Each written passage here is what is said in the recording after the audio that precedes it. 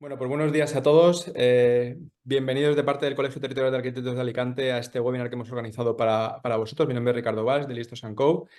Y hoy venimos a hablaros de una interesante fuente de ingresos recurrente, además. Esa que supone y genera un 10% del Producto Interior Bruto según, eh, como podéis ver aquí, la Comisión Nacional de los Mercados y la Competencia, ¿vale? Os dejo también el enlace ahora en el chat.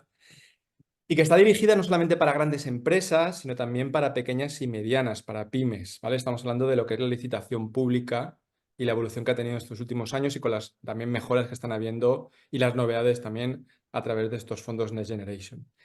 Un webinar que hemos organizado para vosotros, que va a durar una horita y que estaremos con nuestro compañero Carlos Martínez, que es especialista en contratación pública, ha ostentado puestos de directivo en divisiones de servicio en grandes multinacionales como Ferrovial, ACS, Welly, con responsabilidad directa en contratación y gestión de gran número de contratos públicos y tiene una amplia experiencia en esa gestión comercial con ese cliente público, realizando ofertas para la administración y ejecutando contratos de servicios para entidades locales, autonómicas y nacionales. Por lo tanto, os invitamos a que activéis la cámara, activéis el audio, participéis y aprovechéis al máximo esta ponencia que tendremos de nuestro compañero Carlos.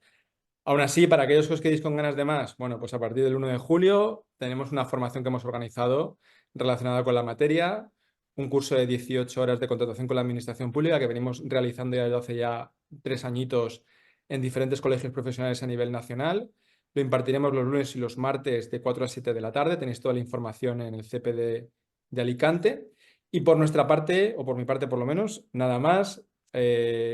Tanto el colegio como nosotros a vuestra disposición para cualquier consulta que tengáis y cedo la palabra a mi compañero Carlos y no le robo más tiempo. Ok, Compañero. pues como siempre, muchas gracias. Bienvenidos todos. Gracias, Ricardo. Gracias a Listos & Co. Gracias al colegio por organizar el webinar y por poner también a disposición de todos los miembros del colegio la posibilidad de asistir al programa. Voy a compartir yo también pantalla, que lo tengo ya preparado. Voy a intentar no abusar de vuestra agenda porque, como bien ha dicho Ricardo, es como mucho es una hora y aquí en realidad hay mucha tela que cortar como siempre, ¿vale? Pero vamos a intentar ir a dar 4 o 5 ideas principales porque para eso también hemos montado el programa. Lo Tenemos en vemos. cuenta Tener en cuenta que cuando hablamos en muchas ocasiones, cuando hablamos de pequeñas y medianas empresas, o pues también de grandes, cuando viene una crisis, cuando viene un 2008, por ejemplo, con la crisis del ladrillo, cuando viene un COVID, por ejemplo, no hace tantos años, que me parece que lo hemos pasado hace mucho y realmente lo tenemos ahí, no es lo mismo depender únicamente del sector privado que en un momento dado tener como cliente o como potencial cliente a la administración pública. La administración pública, como bien comentaba Ricardo, en situación normal está estudiado que representa en torno al 10-12% del PIB, pero por ejemplo cuando hablamos de COVID, en donde gran parte o una parte importante del sector privado se paraliza por la normativa, por la falta de actividad, pues, la administración pasa a suponer cerca del 20%.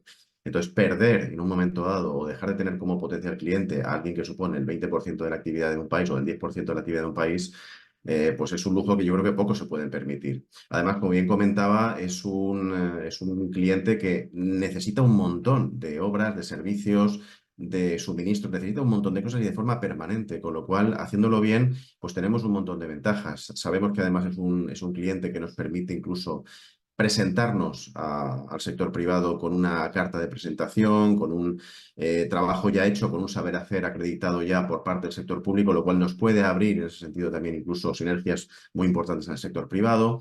Además es un cliente que paga, porque sabemos evidentemente que el sector privado, uno de los principales riesgos que tenemos es trabajar y no cobrar.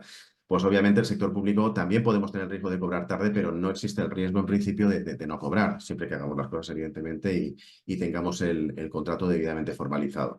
Podemos cobrar más tarde, puede haber un problema de pago, pero lo que no va a haber en principio es una falta de pago, ¿vale?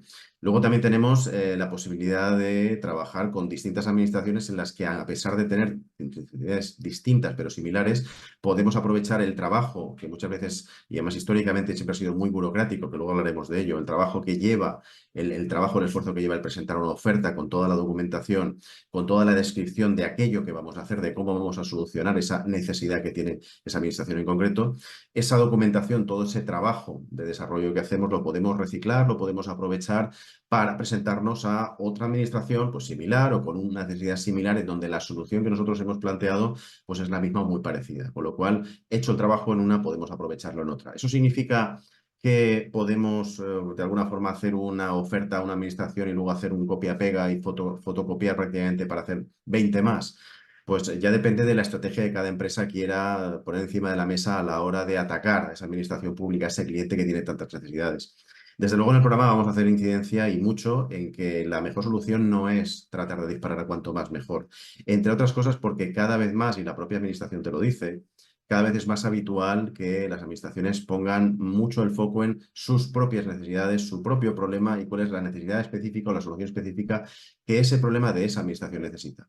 Por lo tanto, cada vez es más difícil que teniendo una buena oferta, que muchas veces lo que sucede es una buena oferta para este concurso, a lo mejor he ganado o a lo mejor no, pero me ha ido bien, me lo han puntuado bien y como me lo han puntuado bien, en cuanto detecto que hay otra administración que tiene la misma necesidad, le enchufo prácticamente la misma oferta sin casi cambiar nada. Cuando realmente lo que están pidiendo cada vez más las administraciones son ofertas muy adaptadas, muy personalizadas, estudiando muy bien cuál es el problema que tiene ese cliente y lo que tendemos normalmente es a reducir el número de ofertas, a pensar muy bien a quién vamos a intentar ajustar nuestro trabajo, nuestro saber hacer y reducir el número de ofertas, reducir cantidad y aumentar la calidad. Eso es un poco la esencia de lo que pretende este curso. Fijaros que en muchas ocasiones también se da la paradoja o se encuentra una empresa que quiere trabajar con el cliente público en la tesitura de decir, bueno, ¿yo qué le ofrezco a la administración? Perdón, porque yo trabajo ya con el cliente privado y le ofrezco una serie de productos, una serie de servicios, pero a lo mejor esos productos o servicios no los demanda directamente la propia administración. A lo mejor los demanda una empresa que trabaja para la administración. O resulta que tengo que hacer un cierto esfuerzo a la hora de crear productos que estén específicamente diseñados para unas necesidades que la administración es una manera, pero en el sector privado son parecidas, pero no iguales. Y eso obliga a repensar en muchas ocasiones el proceso de incorporar a la administración como cliente, que hasta ahora no lo es, obliga también a repensar, incluso puede crear oportunidades nuevas. Os pongo el ejemplo, empresas algunas muy conocidas y otras no tanto, pues empresas que en un momento dado fabricaban juguetes de madera y en un momento dado pues alguien en la empresa pensó que podían fabricarse piezas modulares inyectadas en plástico y así nació una empresa que a lo mejor a algunos os suena, que se llama Lego.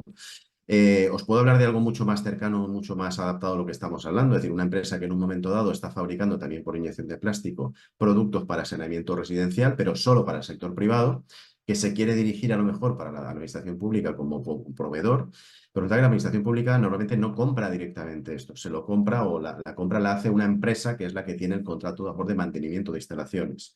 ¿Qué es lo que hace esta empresa que ya tiene el know-how, que ya tiene las instalaciones, que tiene toda la red clientelar de proveedores y clientes todo montada?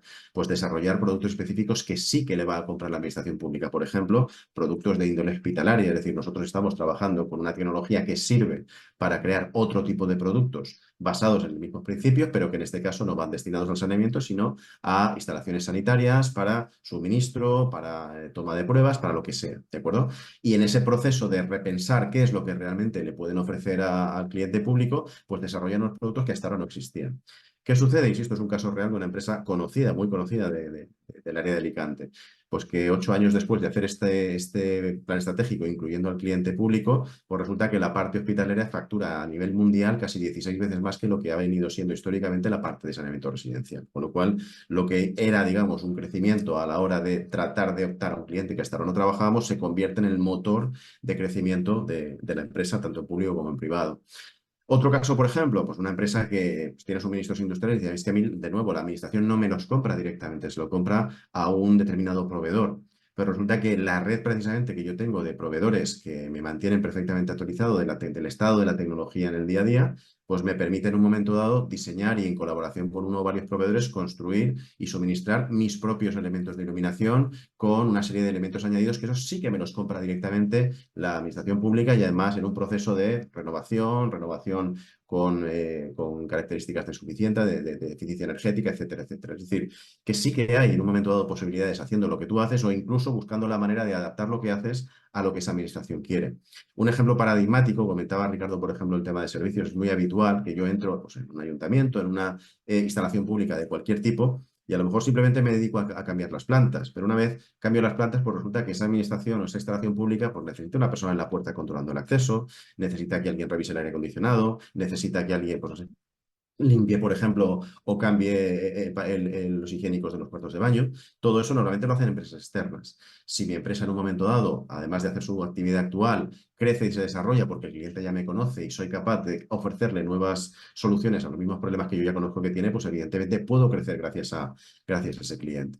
¿Qué sucede con la contratación pública? Pues que en principio está pensada para que tenga cabida cualquier tipo de empresa, tanto pequeña, mediana, grande. Muchas veces está el error de pensar que la licitación pública está pensada principalmente para grandes empresas y no es cierto. Es decir, administraciones hay de todos los tamaños, presupuestos hay de todos los tipos y necesidades hay de todos los tipos. Evidentemente, lo que le interesa en ese sentido a la administración es conseguir que haya el mayor número de empresas que se posicionen o que oferten para dar una solución a un determinado problema que tiene. Cuanta mayor número de empresas, seguramente a nivel técnico tendrán mayor cantidad de alternativas y cuanto mayor nivel de empresas, normalmente económicamente habrá más competencia y por lo tanto el precio bajará. Eso es básicamente lo que pretende la administración, conseguir que haya una óptima utilización de los recursos públicos, que normalmente viene dado, y no es siempre así, o a veces viene el error de pensar, no es que la administración siempre va al precio más barato. Lo que busca la administración es la mejor solución calidad-precio.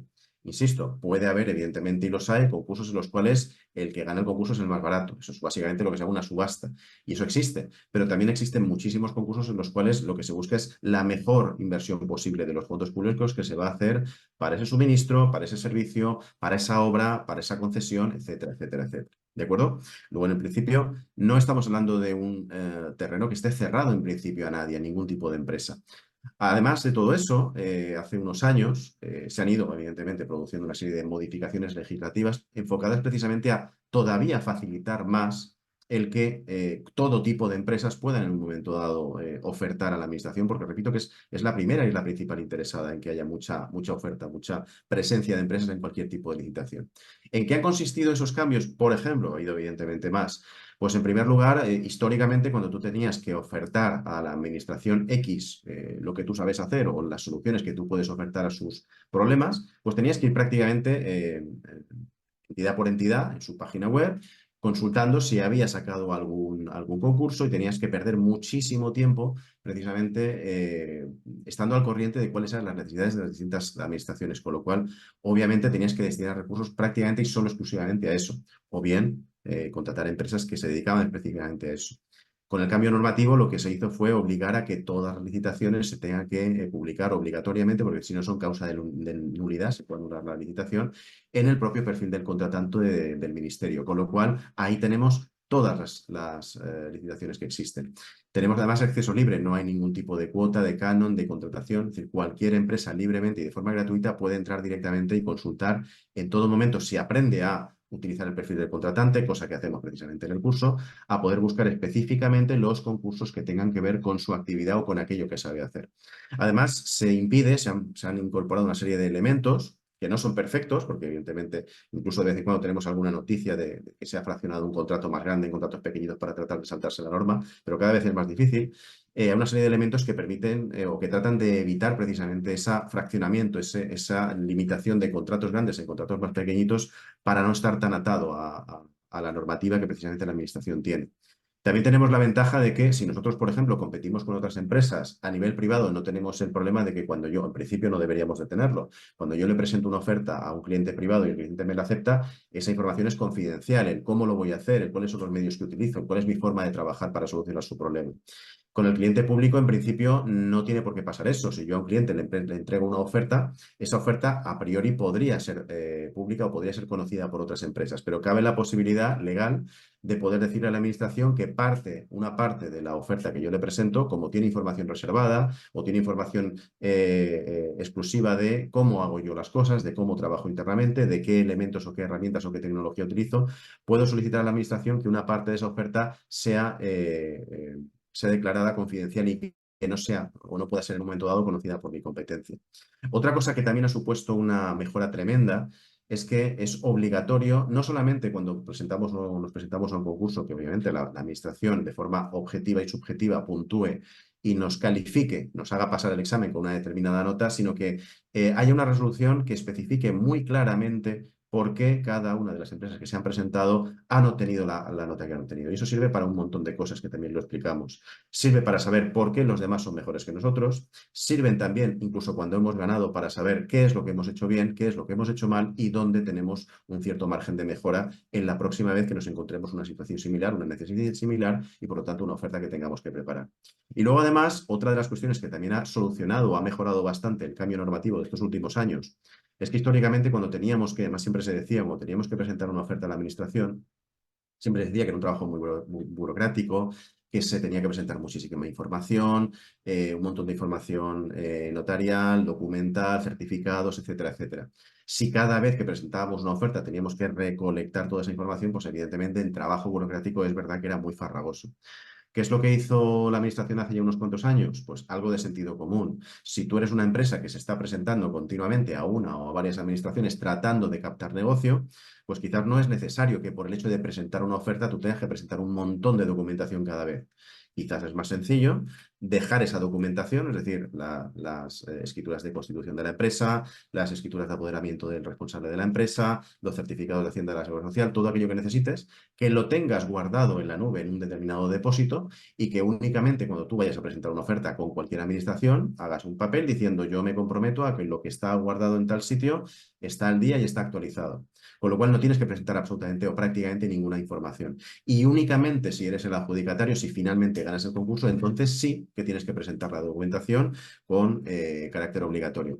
Pero el hecho de presentarte a un concurso, presentar una oferta, no te obliga a tener un trabajo burocrático que si luego al final no eres el ganador, pues obviamente se queda en nada. Con lo cual, en ese sentido, se ha simplificado mucho y se ha agilizado mucho, se ha facilitado, que en el fondo es lo que pretende la administración, la concurrencia por parte de muchas empresas a cualquier concurso público.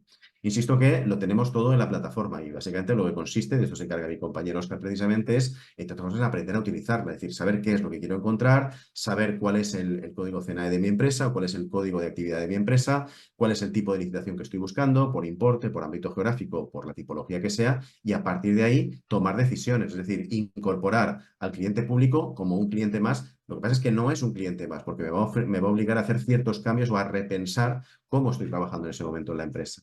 Fijaros que un cliente público, y esto además los que no habéis trabajado todavía con la administración, sí que os sonará incluso, tenemos varios tipos de tramitación, dependiendo de si hay un cierto nivel de urgencia o hay un cierto nivel de emergencia, como por ejemplo nos pasó en el COVID. Tenemos tipos de contrato que afectan a las múltiples necesidades que puede tener una administración, porque a lo mejor necesito que haga una obra o una renovación de un alcantarillado o una fuente, por ejemplo, de un municipio.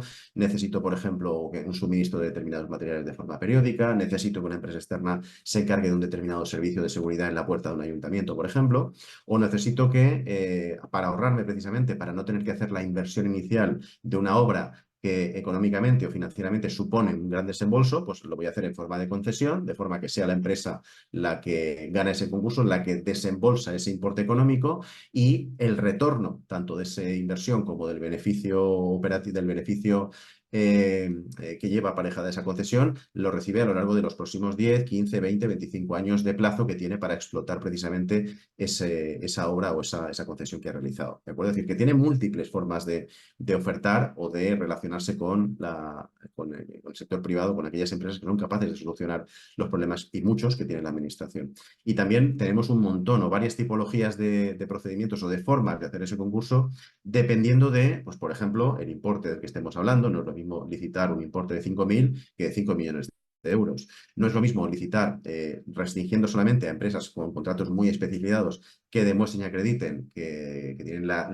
el know-how o la necesidad o el conocimiento específico muy concreto de una necesidad de la administración, que hacer algo mucho más abierto, que simplemente es poner en un papel qué es lo que necesito y que cada empresa, pues en principio, oferte o explique cómo solucionaría ese problema y a partir de ahí, pues yo adjudico una serie de puntos y decido quién es el ganador. ¿De acuerdo? Y en ese sentido también existen múltiples formas de hacerlo. La administración, en principio, de forma general, nos podemos encontrar pues, que puede solicitar o puede poner en marcha una licitación sobre un contrato de suministro, es decir, necesita que en un momento dado una empresa le suministre una serie de productos o de servicios de forma sistemática, necesita en un momento dado, y esto sonará mucho en este caso, viniendo del Colegio de Arquitectos, necesitará que, pues una obra nueva, un mantenimiento, una reparación de cualquier tipo de obra, de saneamiento, de viales, etcétera, etcétera, obra pública, obra privada, ¿vale? O el equivalente a obra privada. Puede tener también la necesidad de que una empresa externa ejecute y la prestación de un determinado servicio. Es decir, la administración no tiene por qué tener la capacidad o el conocimiento de hacer ciertas cosas. De hecho, lo normal es que la administración sepa hacer muy poquitas cosas más allá de la redacción de un contrato y para muchísimas necesidades que tiene recurre a empresas externas que son las que realmente saben hacer eso. Cuando hacemos, por ejemplo, cuando estamos en un contrato de servicios, una de las cosas que tenemos que gestionar precisamente son las personas que llevan aparejados esos contratos y, evidentemente, las posibilidades y toda la problemática que lleva aparejada el hecho de la subrogación de un personal, pues de la empresa que está prestando hasta ahora el servicio a la nueva empresa que acaba de ganar el contrato, ¿de acuerdo? Dependiendo del campo en el que nos estemos moviendo, pues hay una serie de elementos. En las obras nos fijaremos sobre todo en los componentes, en los suministros en otros, en los servicios en otros, o si, por ejemplo, hablamos, como he dicho antes, de concesiones, es decir, si la administración es una administración pequeña y quiere asumir en un momento dado, perdón, no quiere asumir en un momento dado el coste financiero de una determinada obra normalmente, pues puede, insisto, licitarlo en forma de concesión, de manera que la empresa que gane fomente en la incorporación de esos recursos económicos, sea quien corra directamente con esos recursos y con el riesgo de la explotación de esa concesión durante los próximos 10, 15 o 20 años, y a partir de ahí, dependiendo del éxito que tenga en la gestión de esa concesión y de otra serie de circunstancias, pues a lo mejor gana dinero, a lo mejor no, ¿de acuerdo? Pero en ese sentido, la administración está evitando hacer un desembolso económico al que a lo mejor no puede ni siquiera plantearse. ¿De acuerdo? Luego esas concesiones, pues una vez que termine el contrato, pues pueden suceder varias cosas con ellas. Fijaros que en todos los casos, sea el tipo de licitación al que queramos participar, sea el tipo de producto o de necesidad que vamos a solucionar, sea cual sea, la enfoquemos más en un ámbito más de arquitectura, más técnico, más de suministro, más de servicio. En principio da igual en el sentido de que en todos los casos nos va a obligar, si no lo estamos haciendo ya, a repensar cómo estamos trabajando internamente para poder presentarnos con un cierto nivel de éxito o cierta expectativa de éxito a una licitación pública. ¿Por qué? Pues porque el proceso de realizar una oferta pública lleva aparejado una serie de necesidades internas que vamos a tener que cubrir de alguna forma. Es decir, yo voy a necesitar que a la hora de presentar una oferta alguien tome las decisiones. Es decir, si yo tengo por mi actividad la posibilidad de ofertar a 15 o 20 licitaciones distintas, pues a lo mejor no tengo la capacidad de ir a por todas a la vez. Pues tendré que decidir cuáles me interesan y cuáles no. Y alguien tiene que tomar esa decisión. Y alguien tiene que decidir de esas, a lo mejor dos o tres que hemos decidido tratar de ganarlas, cómo vamos a distribuir los pocos recursos que tenemos. Es decir, qué tiempo vamos a dedicar a cada una de ellas, cuál es la estructura de los contenidos que vamos a hacer, quién se va a encargar de cada cosa dentro de la empresa, quién va a hacer los cálculos económicos, quién va a recolectar la información, quién va a redactar la memoria técnica, etcétera, etcétera, etcétera. Es decir, quién va a hacer qué dentro de nuestra propia empresa. Después habrá alguien que tenga que decidir seguramente cuál va a ser la solución óptima, porque a lo mejor resulta que muchas veces ocurre que la administración pone negro sobre blanco en la información, que ahora lo veremos, en los pliegos de condiciones de una licitación, qué es lo que necesita, pero no te dice explícitamente cuál debe ser la mejor solución. Lo que espera es que las empresas especializadas sean las que digan cada una de ellas, yo creo que la mejor solución es esta, o es esta, o es esta. Y claro, cuando un problema tiene múltiples soluciones, alguien dentro de la empresa tiene que ser el que decida cuál de las distintas soluciones es la mejor o debe ser la mejor, en términos de eficiencia, en términos de mejor puntuación, en términos de coste, en términos de mantenimiento. ¿De acuerdo? Entonces, alguien tiene que tomar esa decisión si hay múltiples soluciones posibles y solo podemos optar por una. Luego, evidentemente, pues hay que pedir un montón de documentación. Si yo tengo que hacer una serie de números, una serie de presupuestos para ver cuánto voy a ofertarle al cliente y cuánto me va a costar a mí para ver el beneficio esperado que voy a tener, para eso necesito precios, necesito listas de precios, necesito hablar con mis proveedores y alguien se tiene que encargar de eso. Que a lo mejor eso ya se está haciendo a nivel privado, posiblemente, pero alguien se va a tener que encargar de ese trabajo que a lo mejor a nivel privado se hace de una manera y a lo mejor a nivel público tiene o requiere ciertos cambios. Alguien, repito, tiene que recopilar un montón de información que hay que mantener al día. Hemos dicho que burocráticamente se ha aliviado mucho el trabajo porque no es lo mismo tener que presentar un montón de información a cada una de las ofertas que nosotros presentemos que un único documento firmado por el director general o el gerente o el apoderado de la empresa diciendo que toda la documentación está en la nube, las escrituras de constitución, los poderes del apoderado, los certificados de Hacienda, pero esa información tiene que estar en la nube y tiene que estar actualizada. Y alguien se tiene que encargar de que cuando esa actualización cese, volver a subir el nuevo documento.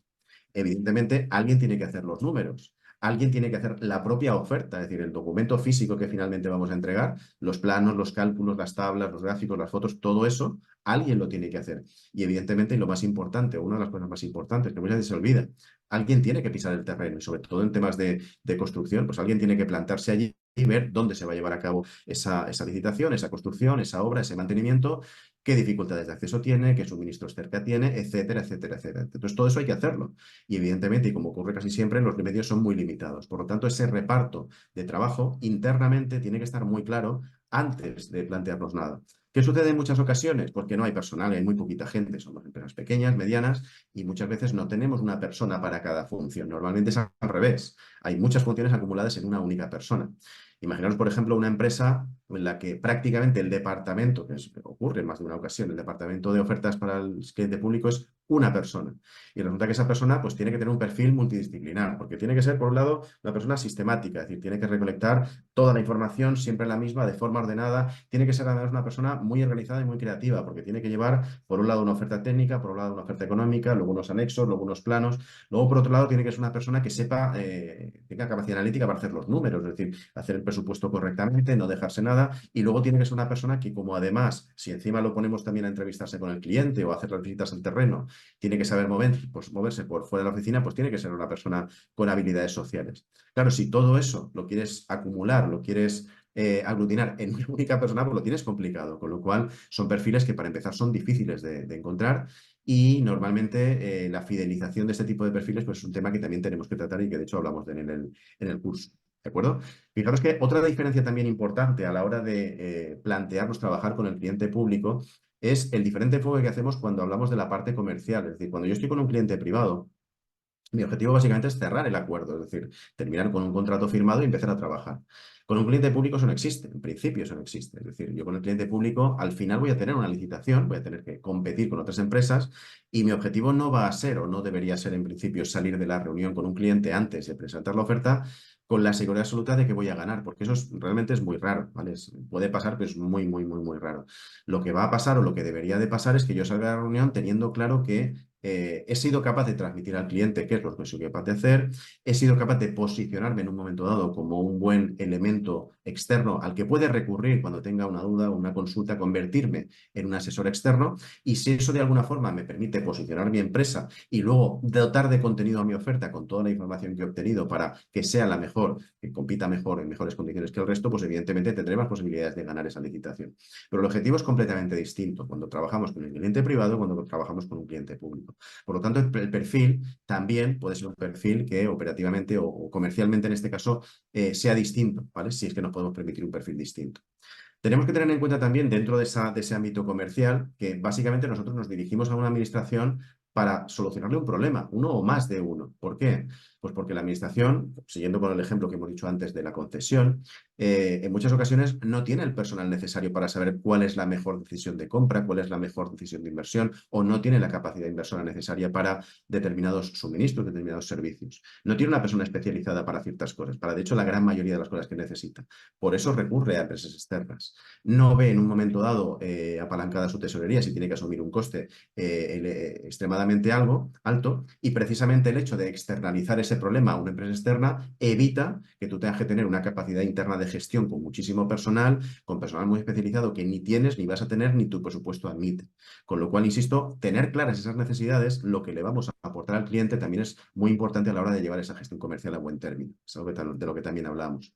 Y en muchas ocasiones, es otra cosa que también planteamos, sucede, y esto lo dicen un montón de veces los técnicos de la administración, y es que cuando se publica una oferta, aparece desde el momento en que se hace la publicación del concurso hasta que se entregan las ofertas por parte de las distintas empresas que están interesadas, hay una avalancha de empresas que de repente aparecen de la nada, que nunca habían dado señales de vida y que de repente en muy poquito espacio de tiempo pretenden todos hablar con esa administración, venderle las bondades de su empresa, los buenos que son, lo contentos que van a estar, etcétera, etcétera. ¿Cuándo es el mejor momento para posicionar nuestra empresa, darnos a conocer? Pues evidentemente ya lo hablaremos, pero muchísimo antes de la publicación de un concurso, porque precisamente lo que sucede en ese periodo es que hay una avalancha de empresas, todas van prácticamente o casi todas van con el mismo discurso, yo, soy muy bueno, soy fantástico, soy maravilloso. Muy pocas preguntan qué es lo que realmente necesita el cliente y básicamente lo que preguntan está destinado es a básicamente dime qué es lo que tengo que poner en mi oferta para poder ganar. Y realmente eso tiene muy poco recorrido. Lo que ahora mismo cada vez se lleva más es tener una buena organización previa, precisamente para poder adelantarnos a ese concurso y cuando salgan los pliegos, o salga un concurso publicado, nosotros ya hayamos hecho o hayamos recorrido gran parte de ese camino comercial o de esa gestión con el potencial cliente. ¿Y dónde está en un momento dado la información o la documentación de lo que el cliente necesita y de qué está dispuesto a pagar por ello y en qué condiciones? Pues en unos documentos que ese cliente público va a publicar precisamente en la plataforma de contratación, el pliego de prescripciones técnicas y el pliego de condiciones administrativas. ¿Qué es el pliego? ¿Qué es lo que indica en líneas generales, que también lo veremos en detalle y cómo trabajar con él, el pliego de prescripciones técnicas? Pues básicamente las necesidades de la administración. ¿Qué es lo que necesita? ¿Qué es lo que quiere que hagamos? ¿Y con qué condiciones? Puede ser un pliego muy restrictivo que prácticamente nos diga lo que necesita, cómo lo quiere y en qué condiciones y prácticamente es exactamente eso lo que tenemos que hacer. O puede ser un pliego que nos transmita cuál es el problema que tiene y a partir de ahí que cada empresa, de forma completamente abierta, determine cuál piensa que debería ser la mejor solución y a qué coste lo va a poder hacer. ¿Qué tenemos en el pliego de condiciones administrativas? Las reglas del juego, es decir, cuáles van a ser las reglas en las cuales nos vamos a basar precisamente para que si finalmente somos adjudicatarios de ese contrato, de ese concurso, somos los ganadores, a qué nos tenemos que atener en cuanto a régimen jurídico, normativa, dotación económica, sancionadora, etcétera, etcétera, etcétera. Cada vez que tengamos cualquier duda de cómo tenemos que funcionar, pues evidentemente para eso tenemos las reglas del juego en el pliego de condiciones administrativas. En ese pliego, en esos pliegos, una de las cosas que va a aparecer precisamente es lo que se llama el baremo, es decir, qué es lo que va a utilizar la administración correspondiente, la entidad a la que nos estamos dirigiendo, para determinar de las distintas empresas que se presentan a un concurso cuál es la que tiene que ganar, cuál es la que saca la nota máxima. Y ese baremo va a estar formado siempre o prácticamente siempre, salvo que sea una subasta, por dos componentes. Una parte que va a ser completamente objetiva, es decir, que no hay posibilidad en principio de que intervenga la administración favoreciendo a nadie, sino que es la mera aplicación de una serie de fórmulas, una serie de tablas, una serie de indicadores directos, objetivos completamente, porque se llama así. Y hay otra parte que va a estar sometida al criterio subjetivo, a la opinión de uno o varios técnicos de la administración. Y evidentemente, al ser subjetivo, pues van a poder en un momento dado orientar su opinión favoreciendo una empresa o favoreciendo otra. Lo que pasa es que aquí hay mucho que hablar, por eso, insisto, también tratamos este tema en detalle en el curso, porque en primer lugar os he comentado antes, a diferencia de unos años atrás, de bastantes años atrás, ahora es obligatorio que cuando un técnico de forma subjetiva le da una puntuación a cada una de las distintas empresas, justifique muy bien el por qué ha hecho esa adjudicación. Tan es así que se puede incluso impugnar si esa justificación no es correcta o no es lo suficientemente contundente. Pero además de eso, como os he comentado antes, la justificación que hace un técnico es uno de los elementos principales que se pueden y de hecho se utilizan para hacer una mejora continua en la calidad de las ofertas presentadas en la administración. Si yo presento una oferta y no he tenido el éxito esperado, pero dispongo de un documento que antes no existía para precisamente saber qué es lo que le ha faltado a mi oferta, por qué ha llegado hasta donde ha llegado y no ha llegado más arriba, qué es lo que ha hecho el ganador, qué es lo que ha hecho el segundo, qué es lo que ha hecho el tercero, qué es lo que más se ha puntuado, pues son elementos e indicadores que me van a permitir, si los trabajo adecuadamente, poder mejorar mi oferta para que la próxima vez yo esté también en el grupo de cabeza. Y muchas veces también lo que sucede es que empresas que ya están trabajando con la administración o que pretenden trabajar se quejan de que van un poco a ciegas, es decir, de que como los criterios subjetivos no están en ningún sitio, igual que los objetivos, ahora los veremos, si es una fórmula o es una tabla, tiene que aparecer directamente en los pliegos para que quede claro cómo se va a puntuar. Los criterios subjetivos, entre comillas, no aparecen en ningún sitio, con lo cual, a priori parece que el técnico o los técnicos están completamente disponibles para poder valorar como quieran. Realmente no es así. Si nosotros nos leemos en detalle el pliego de prescripciones técnicas y el pliego de condiciones administrativas, vamos a ver, y es algo que también es un ejercicio que hacemos en el curso, vamos a ver que aunque específicamente no está indicado tal cual, es relativamente fácil hacernos una aproximación bastante fiable de cuál probablemente va a ser el criterio subjetivo que va a utilizar el técnico correspondiente. Y si con ese criterio subjetivo aproximado nos hacemos un autoanálisis, nos autocalificamos, nos ponemos en la piel del técnico y vemos que nuestra oferta no llega donde debería de llegar, pues lo primero que tenemos que hacer evidentemente es corregirla, es plantearnos cuáles son las lagunas que tiene, cuáles son los errores que tiene y rehacerla para que efectivamente tengamos mayores posibilidades de éxito.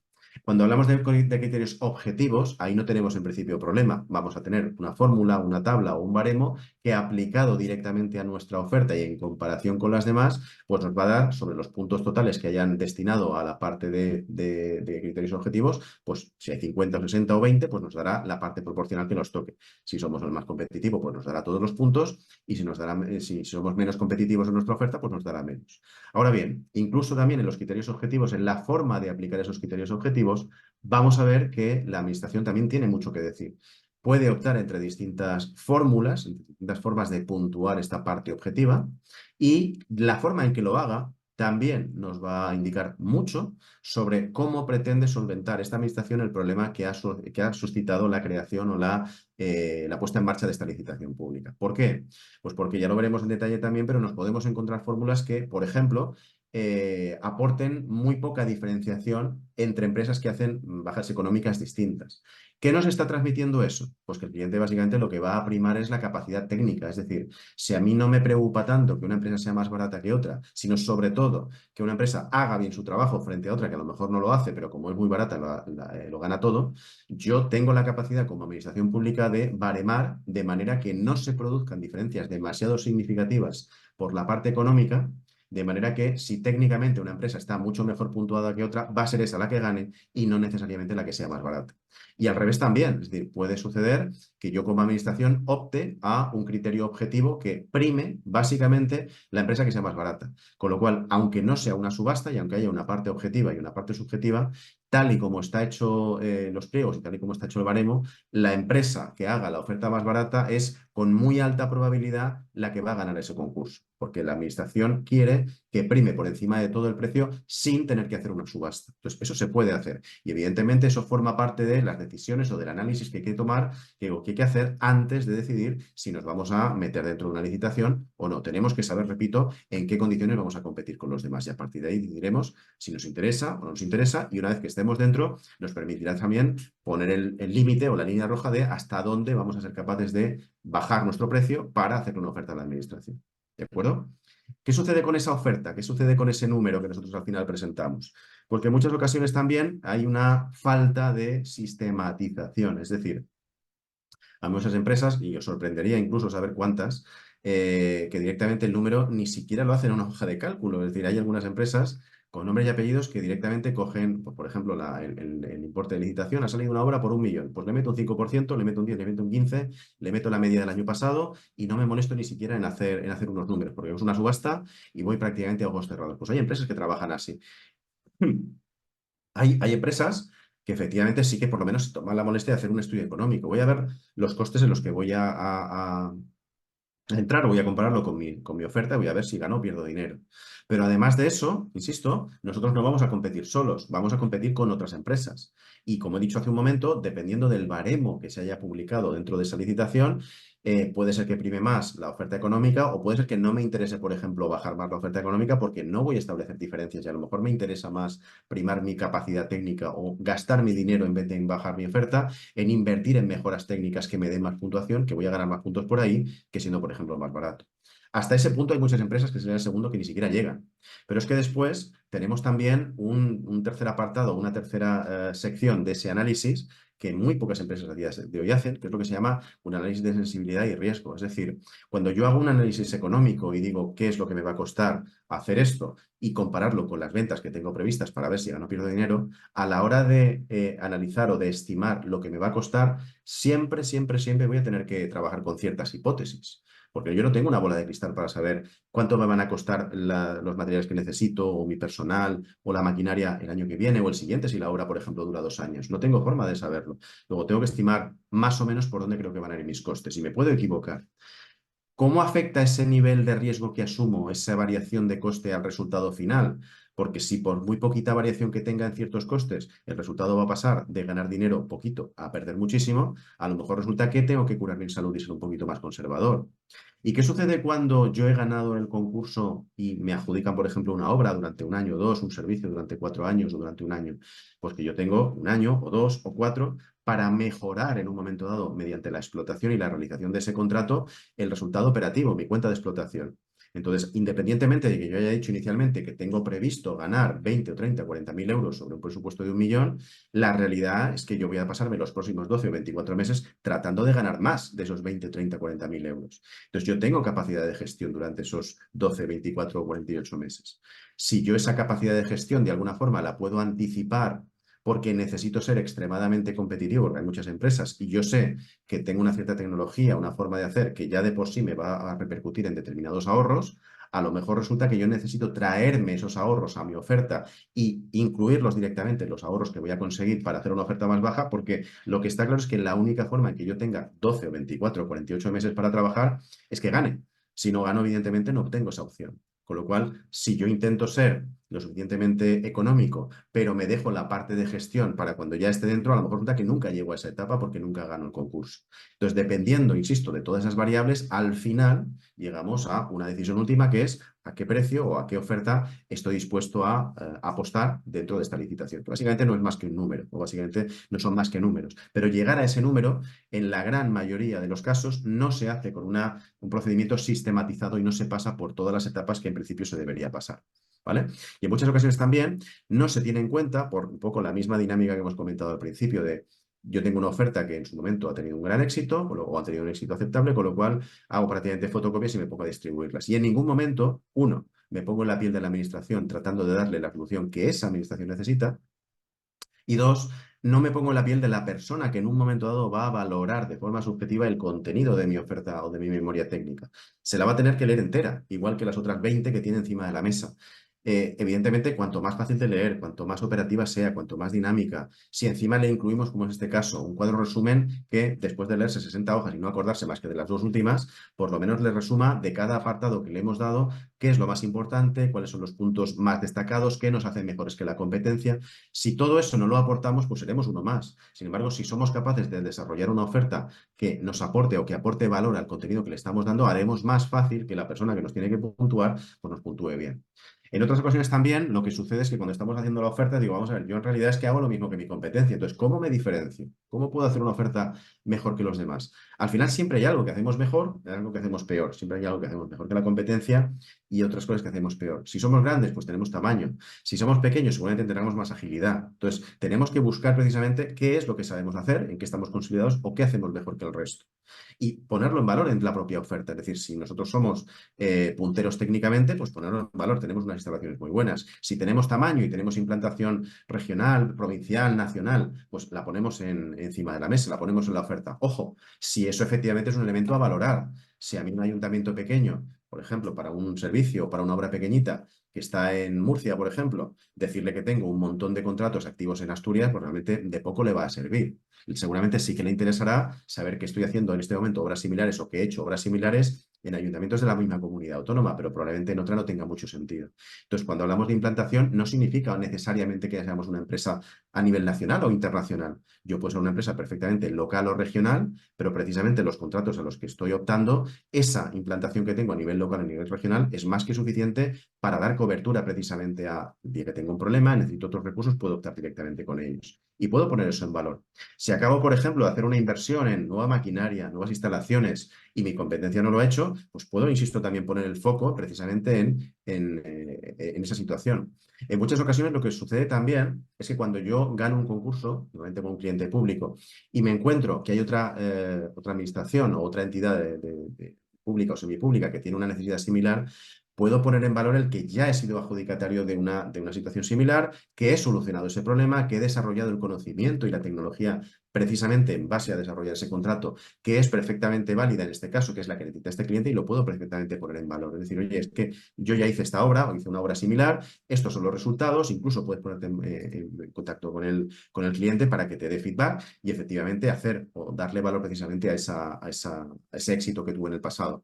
En muchas ocasiones también, o en ciertas ocasiones, otra vez en la disyuntiva de empresa grande y pequeña, sobre todo empresas pequeñas te dicen, no, es que yo no puedo competir porque no tengo los mismos recursos que una empresa grande. Y, por ejemplo, si tengo que ofertar, pues no sé, en este caso, un call center 24 horas todos los días del año, pues yo no tengo la capacidad de tener un call center abierto. Y entonces hay una licitación o hay un concurso que no puedo optar a él porque no tengo esos medios y no puedo disponer de esos recursos. Pero luego, si lees correctamente el pliego correspondiente, lo que te dicen no es que tengas que tener una persona en un momento dado 24 horas al otro lado del teléfono. Lo que te dice es que tienes que tener un sistema que sea capaz de dar una respuesta inmediata 24/365. Y una respuesta inmediata puede ser simplemente un correo automático que dice que hemos recibido el mensaje y que lo vamos a tramitar y que en el momento en que tengamos la solución en marcha nos pondremos en contacto con usted. Depende de lo que te esté pidiendo el cliente. Entonces, ahí no necesitas tener un call center. En muchas ocasiones, lo que sucede, ahora lo veremos, es que si no nos leemos correctamente lo que el cliente necesita o cuáles son los requisitos mínimos, pues podemos cometer un error. Ofertar lo que no hace falta, pues por lo tanto incurrir en un coste que a lo mejor no se va a valorar, o no poner algo o no incorporar algo que es crítico para el cliente, ¿vale? Y eso básicamente consiste en leer. Y parece una tontería, pero es posiblemente el error más grave que se comete cuando se participa en una licitación, que es no leerse los pliegos. En muchas ocasiones, la hora de mejorar, el de hacer mejor, de más calidad, con más calidad las ofertas, consiste en muchos casos en ponernos en la piel de la persona o de la administración a la que nos dirigimos. Si, como he dicho antes, esa persona no solamente tiene que corregir o revisar la memoria técnica que yo le voy a presentar, sino la de otras 10, 15 o 20 empresas que se presentan conmigo, pues cuanto más fácil de leer sea, cuanto más organizada, más estructurada, mejor indexada, con elementos interactivos, ahora todo es digital, pues no es lo mismo mandar un archivo plano que un archivo pues, bien estructurado, con elementos dinámicos que me lleven de un sitio a otro, que con elementos emergentes que me completen la información, que lleva un poquito más de tiempo, claro que lleva un poquito más de tiempo, pero estamos haciendo lo que sea mucho más fácil de leer y que potencialmente sea más agradable a la hora de puntuar que una memoria que es completamente plana, que es muy farragosa, por ejemplo, ¿vale? Fijaros que, insisto, en muchas ocasiones nos quejamos de que no tenemos como tal un baremo subjetivo igual que las fórmulas objetivas, pero realmente si nos tomamos la molestia de leer lo que dicen los pliegos, en muchas ocasiones sí que podemos extraer gran parte de ese baremo interno, ¿vale? En muchas ocasiones también pensamos que, es algo muy, muy curioso, que entregamos una oferta o nos entrega una oferta a una empresa que nunca ha pasado por aquí, de repente aparece un día cuando hemos publicado el concurso y las 10 primeras páginas son básicamente para loas y alabanzas a lo que esa empresa hace, dónde está, qué es lo que está haciendo, el tipo de proyectos que ha hecho. Y claro, lo primero que nos tenemos que preguntar es si realmente, no siempre, si eso realmente aporta valor, si al cliente eso le va a importar. La empresa puede ser muy grande, pero lo que realmente le va a importar a ese cliente es cómo tú seleccionas directamente la necesidad o el problema que tiene ese cliente.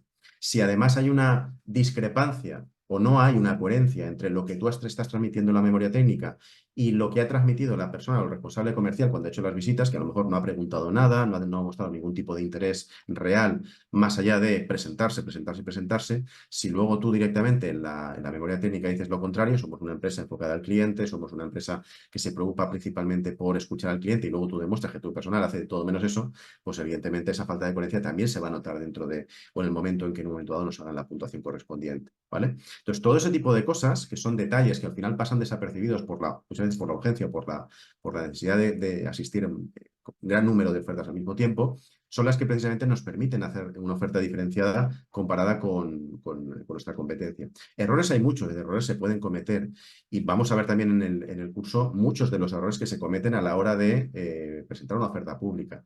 El principal, el más importante, lo puedo poner más grande, pero creo que está bien claro. No nos leemos los pliegos, los leemos de forma cruzada, no los leemos porque pensamos que son iguales a los de la semana pasada, de otro ayuntamiento, las del mes pasado.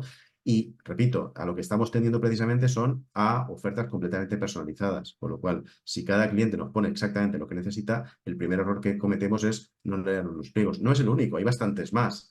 En muchas ocasiones reutilizamos o reaprovechamos esas ofertas para presentarlas, por ejemplo, a otras instituciones. Si nos dejamos el nombre de la institución original y se lo ponemos a la nueva, pues ya tenemos un problema, porque nos está vendiendo el plumero un montón. En muchas ocasiones lo que sucede también es que no medimos correctamente los tiempos que vamos a necesitar para actualizar listados de precios, para hacer las visitas al terreno, para recoger la información que necesitamos, para que la persona que tenga que firmar finalmente esa oferta esté disponible. Imaginaos a lo mejor que una oferta se entrega un viernes a mediodía hasta las 2, el jueves se queda terminada, se queda firmada por el apoderado y el apoderado se va de viaje. Y luego resulta que el viernes por la mañana, por el motivo que sea, pues ha llegado una nueva información, hay que cambiar una parte de la memoria técnica, o hay que cambiar el cálculo económico y hay que volver a firmar ese documento y resulta que la persona que tiene que firmar pues no está disponible por estar en un avión, por ejemplo. Entonces, todo eso, el no estar internamente estructurado o organizado correctamente para todo ese tipo de situaciones, pues evidentemente puede hacer que lo que en principio pensábamos que iba a ser una asistencia exitosa a una licitación, pues sea una no presentación directamente o sea una exclusión de forma directa, ¿vale? Y también nos encontramos, y cada vez más, con una serie de elementos, porque hace unos años no existían, que son lo que se llaman los SLA, los acuerdos de nivel de servicio. ¿Por qué?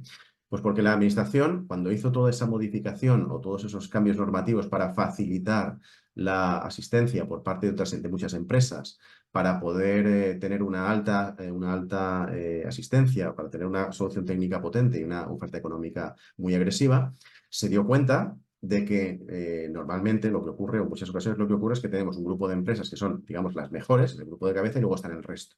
Pero claro, entre esas que son las mejores, que pueden ser dos, tres, cinco, media docena, más o menos, a priori todas saben hacer bien ese trabajo, todas son buenas en construcción, todas son buenas en servicios, todas son buenas en suministros. Entonces, ¿cuál es la mejor si todas están sometidas a el mismo baremo objetivo y el mismo baremo subjetivo? El baremo subjetivo, si yo digo que voy a hacer todas y cada una de las cosas que dice el pliego, lo estoy cumpliendo. El baremo objetivo, si las 5 o las 6, imaginemos en un caso hipotético que ponen exactamente el mismo precio, pues todas tienen exactamente la misma puntuación. Entonces, ¿cómo discriminar en un momento dado cuáles son las mejores de entre todas las que lo saben hacer bien? Pues para eso salieron los acuerdos de nivel de servicio que cada vez están más presentes en muchísimos tipos de licitaciones. Y no es otra cosa, lo explicaremos más en detalle, pero no es otra cosa que la capacidad de que la administración tenga la posibilidad de premiar con puntos adicionales o con puntos frente a otras que no se los dan aquellas empresas que sean más autoexigentes. Es decir, si a mí la administración me pide llegar hasta una determinada altura, nivel de calidad, exigencia, y yo me comprometo a llegar más arriba todavía, a pesar de que el pliego no me obliga, pero yo soy una empresa que está muchos años en el sector, sé hacer muy bien mi trabajo, soy reconocida por ello y quiero que ese reconocimiento y esa calidad adicional de alguna forma se traduzca en más puntos que el resto. Pues yo me puedo comprometer a que lo que voy a hacer va a estar por encima de lo que la administración necesita. Y además voy a comprometerme a que si eso no es así, voy a poder ser sancionado por ello. Es decir, yo no solo voy a cumplir los pliegos, sino que voy a ser todavía más exigente. Claro, la administración, conforme más autoexigente sea una empresa, más interesada va a estar en contratar a esa empresa porque la calidad esperada va a ser más alta, ¿vale? La satisfacción va a ser mayor. Pero eso no depende de que la administración ponga el límite muy, muy alto, sino que la administración pondrá el límite, lo que necesita en una determinada altura, y las empresas libremente, habrá algunas que digan que hasta ahí y habrá otras que digan, oye, yo soy capaz de, con poquito o con más coste, a lo mejor a costa de mis beneficios, darte una solución todavía mucho mejor. Y la administración necesita herramientas que en ese grupo de cabezas sea capaz de decir, no, si todos sois muy buenos, pero resulta que estas dos empresas son mucho más autoexigentes que el resto y además se han comprometido a medir de una determinada forma, de forma objetiva, el cómo van a ser autoexigentes y si esas mediciones no me dan unos valores determinados, voy a poder sancionarlas. Y eso me permite, pues a esas empresas y no a las demás, darles 2, 3 o 4 puntos más. Y resulta que esos 3 o 4 puntos pues, pueden suponer la diferencia entre el que gana y el que no gana, por ejemplo.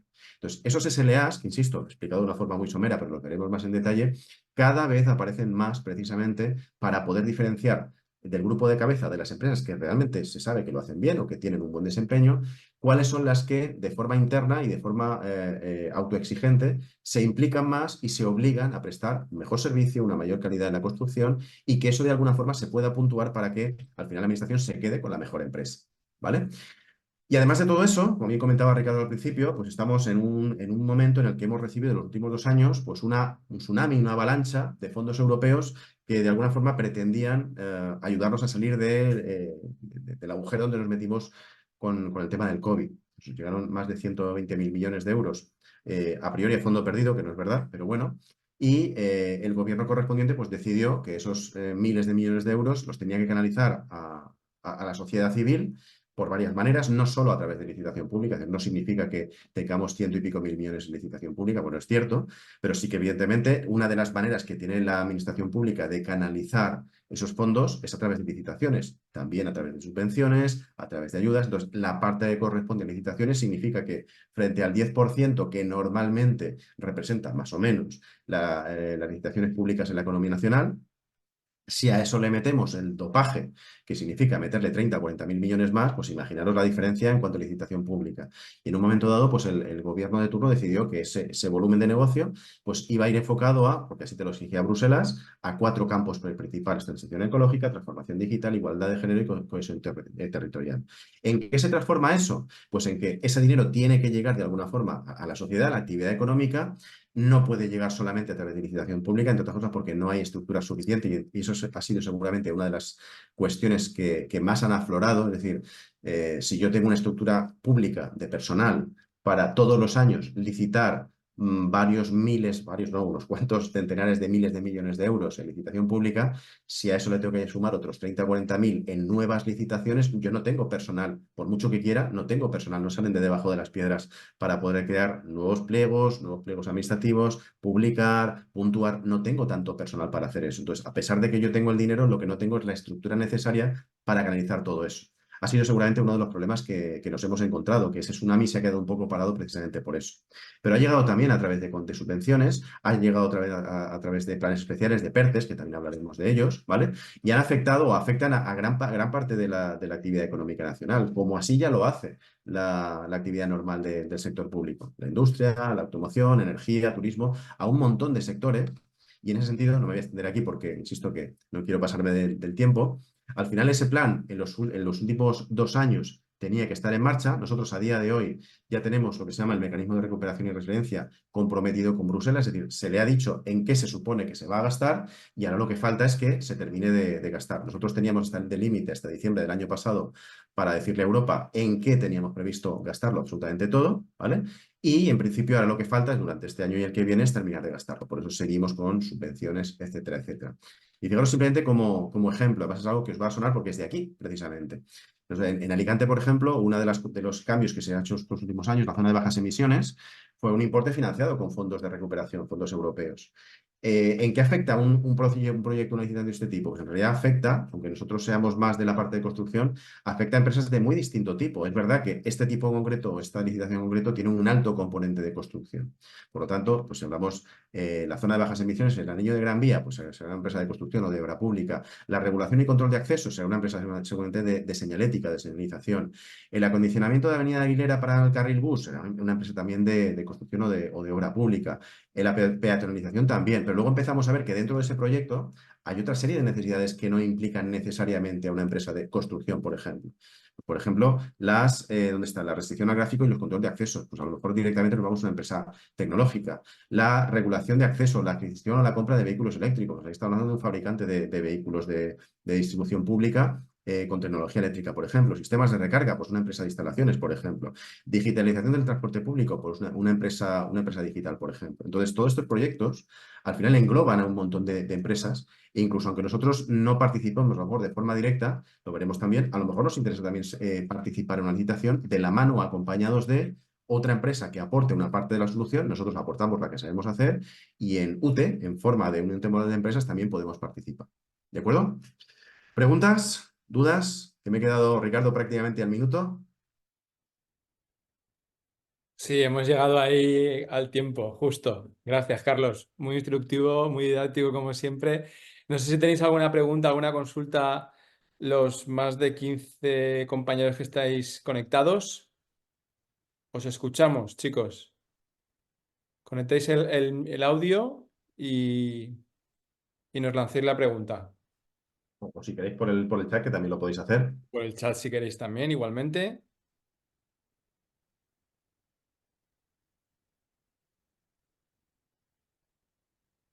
¿Alguien que se anime? ¿No tenéis ninguna? El programa, Ricardo, empezaba la semana que viene.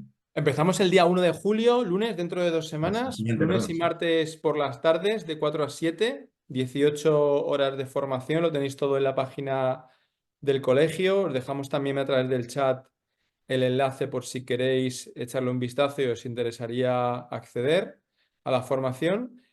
Y cualquier consulta o duda que podáis tener al respecto también estamos a vuestra disposición para solventárosla. E igualmente acerca de este webinar, cualquier duda que podáis tener también, nos lo comentáis. Os dejo por aquí por el chat también el link del curso que está colocado en la CPD de Alicante, ¿vale? Con tarifas especiales para los colegiados de las 3 demarcaciones de la Comunidad Valenciana, del Colegio de Arquitectos.